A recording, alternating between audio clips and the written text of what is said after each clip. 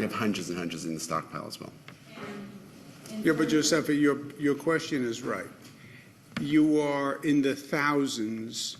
You're under 10,000, and you're right. The need could be much, much higher. And the complicating factor is you can't find a ventilator for sale. We're looking desperately, but China just bought all the ventilators, and then South Korea bought all the ventilators, and then Italy bought all the ventilators, and now Germany is buying all the ventilators, and now California is buying all the ventilators. So the main repository for ventilators is federal government.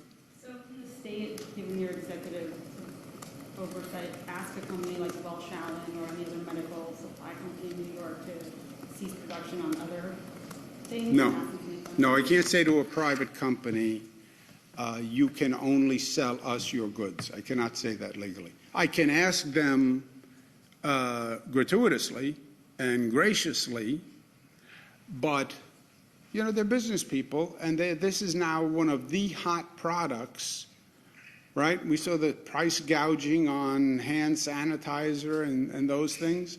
A ventilator can be $20,000, $30,000 without the premium. Governor Dr. Zucker, can you talk a little bit more about how you came up with the 45-day estimate, what experts you talked to, how you got to those numbers? Sure.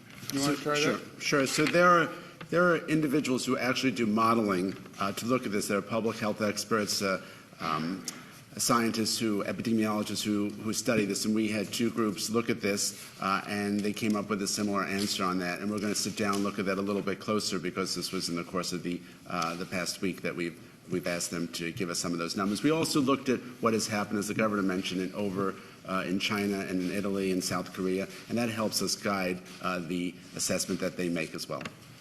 It is always a function of the growth curve, right? When you go sit with these statisticians, they put up China, South Korea, Italy, European countries. You look at the growth curve, and it's a curve. And the curve hits an apex. And the question is when and how high is the apex? And that depends on what you did. How many tests did you take? How many people did you get in isolation? How much did you reduce density? Right now, the curve and the apex is at a point that is unsustainable for our healthcare system. Hence, more efforts to reduce the curve, reduce the spread, more efforts to dramatically increase the capacity of the healthcare system. Ventilators, Westchester County continues to be the hotspot for the state. Is there any ability to send more ventilators to Westchester?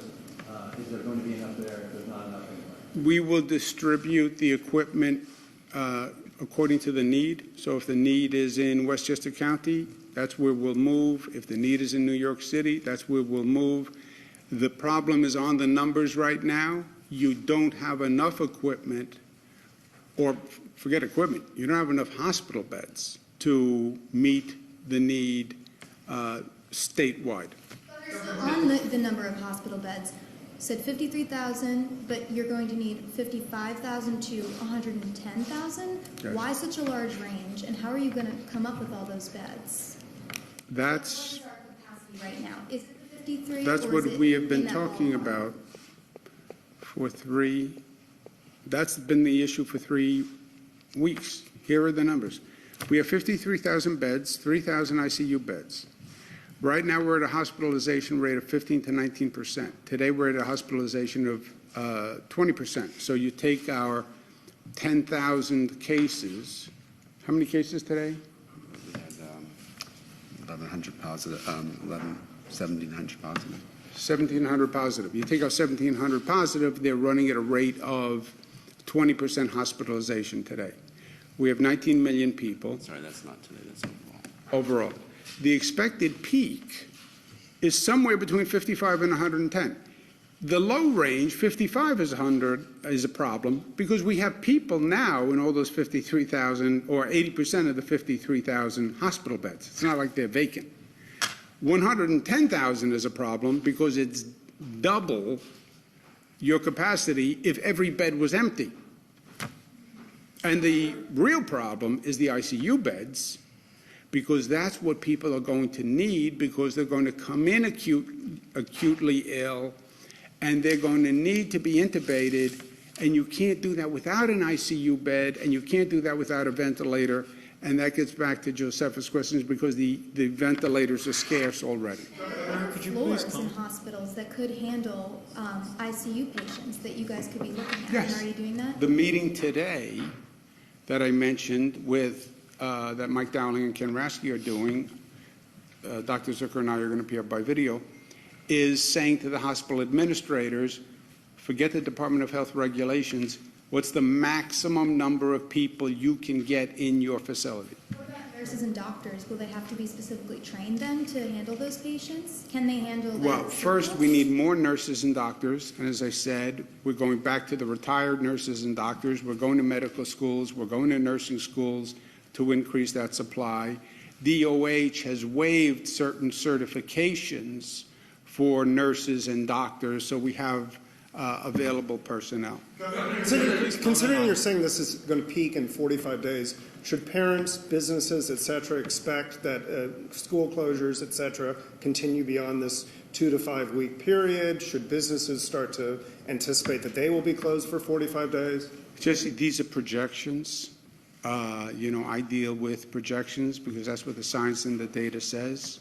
But there's always a little grain of salt in there that anything could happen. But these are the projections now. We're doing schools 2 weeks at a time. And that was, some school districts wanted to do 1 week, some school districts wanted to do 4 weeks. I spoke with them. I said, look, we need a uniform period of time because the New York Times is operating a business. It can't be that some employees have a child in this school and they can't come to work, but in another school district they can. So uniformity is important. We're doing it in 2 week intervals. 45 days, if you want to say, well, is it a safe assumption to say we're going to have a number of 2 week intervals? That's probably a safe assumption unless it changes. Could you please comment directly to your request for the Army Corps of Engineers when you talked to them today? We spoke about the entirety of the federal response. I told him what I was looking for. He said that he wanted to be as cooperative as possible. I have been speaking with members of his team, again, late last night, early this morning. I believe him when he said he will be as cooperative as possible. I believe him when he said he's aware of our situation and the numbers. You know, he's President of the United States. You have some states that are in a much different situation than we are, right? I'm governor of New York. I have some counties that have like 1 case where they think this is all much ado about nothing. And then I have Westchester in New York City. He's in the same situation.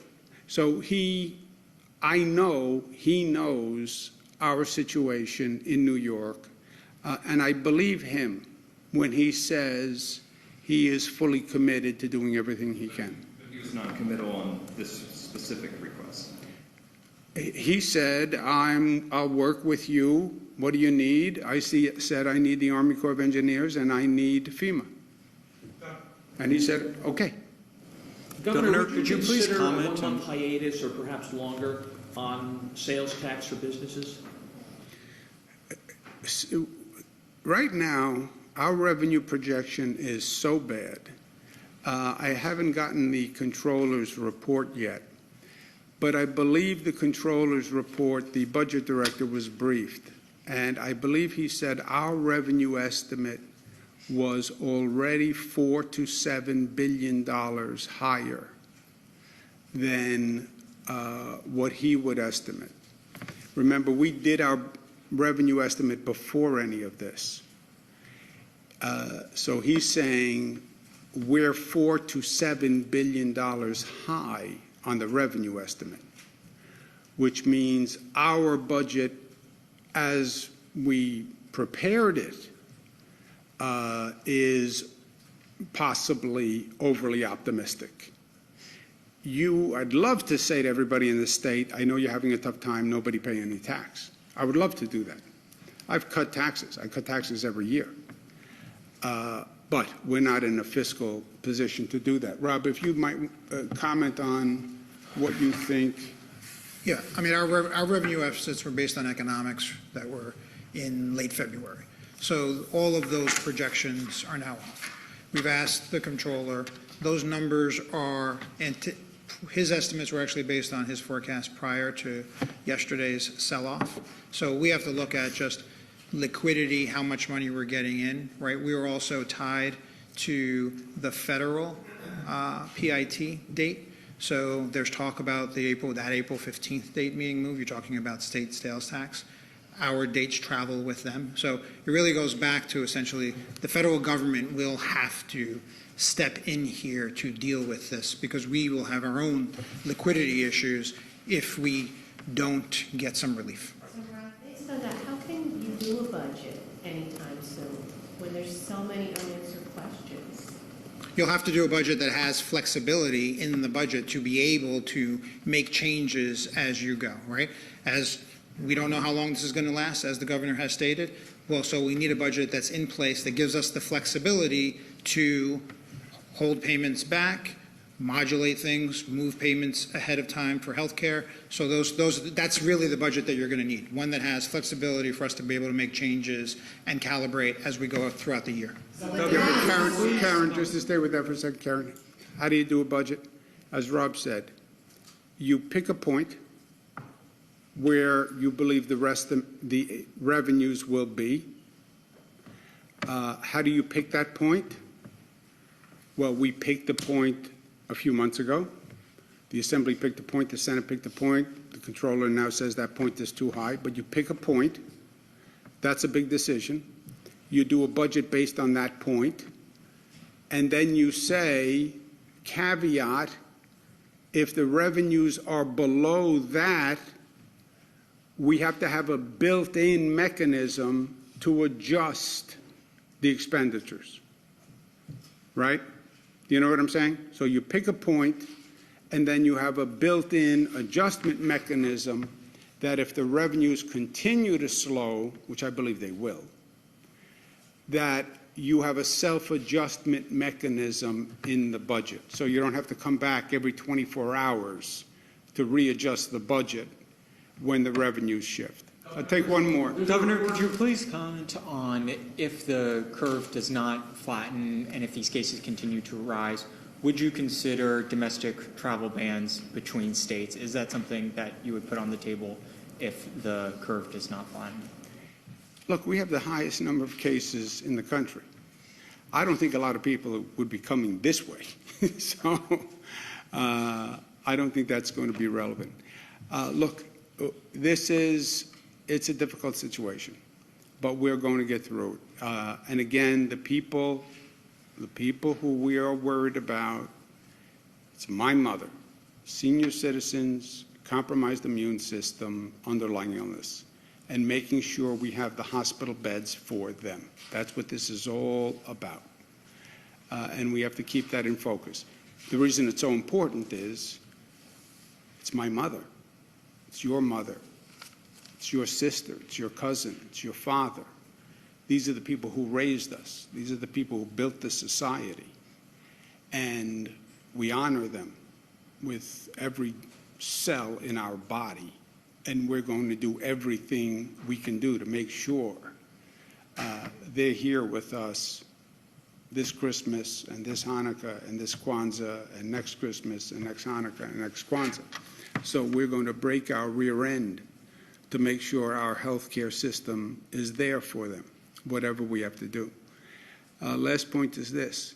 Keep it all in focus. Keep it all in focus.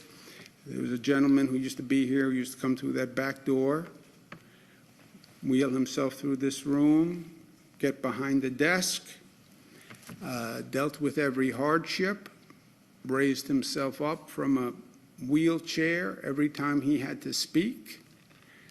Franklin Delano Roosevelt. He said most things better than anyone has said them since. And he said, paraphrased, things are going to get worse and worse before they get better and better. And the American people deserve to hear it straight from the shoulder. Tell the people the truth. Tell them the facts. And the facts are comforting. And that's my job and what I've been trying to do.